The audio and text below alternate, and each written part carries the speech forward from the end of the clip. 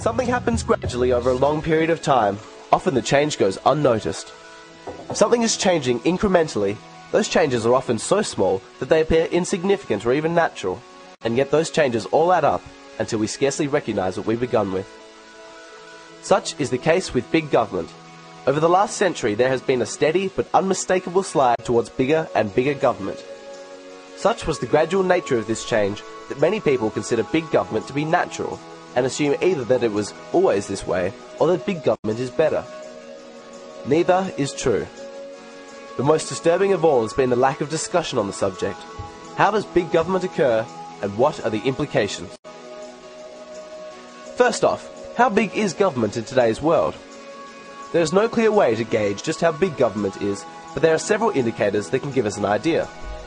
One of those is to compare what percentage of GDP government spends. Take, for example, the United States. In 1907, the percentage of GDP spent on government was 6.6%. In 2007, it was 35%. To put that in perspective, the average individual in the United States is now governed by the equivalent of more than 5 1907 governments. Of course, the government does need money. If the government didn't spend money, how could they provide those essential protection services? Well, in 2007, the combined total spending for the judicial system, the police, fire services, and correction facilities accounted for less than 6% of government spending. And of course, government can get bigger without spending more money. Every time government passes a law requiring you to obtain permission for something like renovating your house or starting a business, the government has become a larger part of your life. Likewise, when governments pass laws forbidding you to use certain products like energy-inefficient light bulbs or even outlawing certain drugs, regulations have replaced those possibilities and government is again bigger. And so the question is, how does big government occur? Most people are unaware of the phenomenon known as pressure from above and below. In order for governments to grow, you need problems. Problems that need fixing. This is the pressure from above, problems that weigh down on society. The pressure from below is the populace demanding solutions for these problems.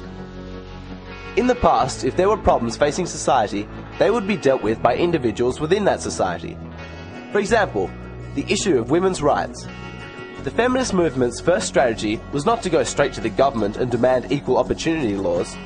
They instead ran a grassroots campaign highlighting the abilities of women and convincing the population that women were equally as capable as men. In the age of big government, no longer are feminist groups likely to spend time talking to an employer and convincing him to change his attitudes. Instead, they would serve the employer with a discrimination suit and trust in the power of government to force that employer to hire more women. But this is now the way that politics works. Imagine two politicians running against each other in an election.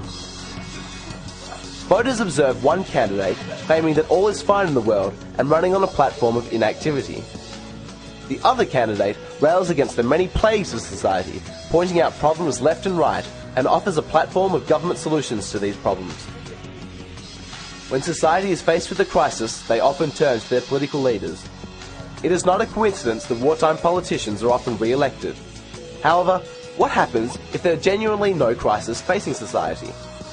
How does a politician get elected? We must face the reality that governments and those they govern have different interests. Individuals want a completely problem-free society with as little interference in their lives as possible. They do not like to pay taxes, but ultimately can see them as the necessary price for peace. For a politician, a no-problem society could cost them their election platforms and even their jobs. Likewise, government bureaucrats have a vested interest in as many problems as possible. For a public servant, a problem ultimately means an increase in funding for more staff and resources, which makes his job a lot easier. In fact, if a government department does a bad job one year, the next year they will be rewarded with more money coming their way. And now it becomes clear how governments get bigger. It's called problem, reaction, solution. First, you create a problem. When I say create, I don't mean it in a conspiratorial sense whereby the government actually creates problems. Most often, the government simply takes an existing situation and labels it as a problem. Politicians then blanket the media with words like crisis and epidemic. This in turn solicits a reaction from the public demanding something be done. Then they offer the solution, but only offer solutions that involve an expansion of government. It can be very disillusioning when an individual is confronted with this truth. We have a natural tendency to want to believe our leaders and to put faith in them in times of emergency. And it's not that our leaders would wish us ill. Most politicians simply believe that it is government's role to protect people, even from themselves, and big government is the best way to implement the ideas that they think will help people. However, if we are really to appreciate the truth about big government, we cannot assume that there are no pre-existing agendas at play, and that governments get bigger simply because of unforeseen circumstances. Unfortunately, the model of problem, reaction, solution applies to most everything facing our society. Understanding this truth is the key to understanding big government. But what is so bad about big government? Surely, the bigger it is, the easier it is to fix any problems that might arise. This is the image presented to us, that a big, central government is practical and efficient. The reality is quite different. Firstly, big governments cost big money. In the socialist-leaning countries of Scandinavia like Denmark and Sweden, over half of the total GDP is taken by taxation. Many individuals work for 6 months of the year just to fund big government. And bigger government almost always means more centralized government. State governments are surrendering power to national governments, who are in turn transferring much of their authority to international governments, like the European Union or the United Nations. The justification is that these powerful central governments will be more efficient. But efficient for who? While the individuals directing that government may be able to implement their agenda more efficiently, this does not mean that services or protection will be provided any more efficiently. Let's break this down with a theoretical example. Imagine a local village government that represents the 5,000 people who live there.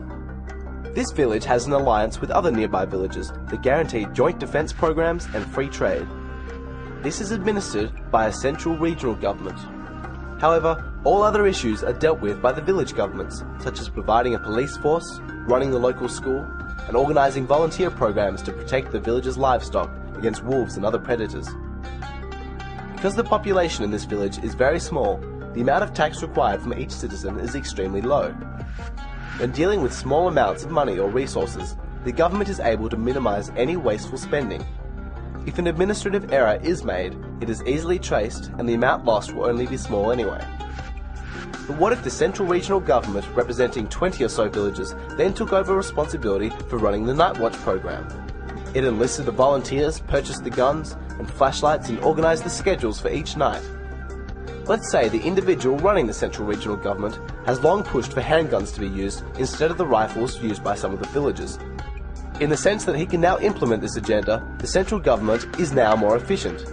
However, the program is actually much less efficient in actually protecting the livestock. Maybe some of the volunteers don't know how to use a handgun. Let's say the central regional government makes an accounting error and orders 10% more guns than was required, losing a significant amount of money. When an individual scheduled for the Night Watch cannot make his shift, no longer can he walk down the street to the local government and enlist a quick replacement, but he must speak to the central regional government.